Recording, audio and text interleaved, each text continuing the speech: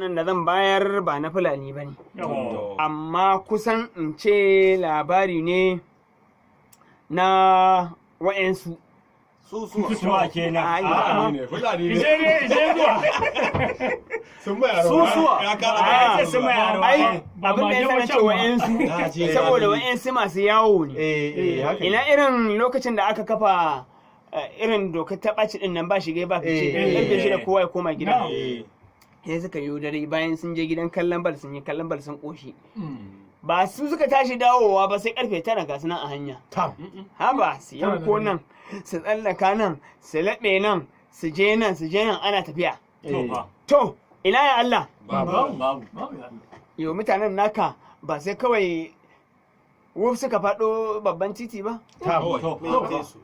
Suna faɗowa dama ko ga motar sojoji na wannan mahaukaciyar motar mai ɗiban sojoji a baya.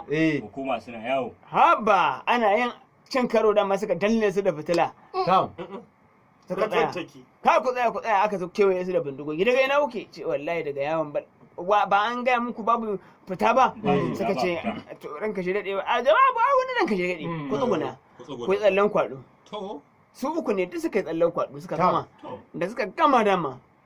In suka zo sai aka ce to kowa za a duba rigar da yake jiki abin da aka rubuta a jikin riga adadin lambar da ya goya lambar da ka goya a baya adadin bulala irin lambar nan ta yan sai aka dace daya ya rubuta Michael Obi lamba 12 aka mai bulala 12 ya koma yana sosawa ɗaya kuma ya rubuta 50 cent aka mai bulala 50 ya koma gefe to na ukun ashe an rubuta sunan wani dan siyasa ya aka rubuta 2019 kai aka ce to kaga shekara 2019 aka ina aka mai bulala 2019 tun kafin a zo kansa dama yake kuka yana kururuwa yana wannan an zalunce shi.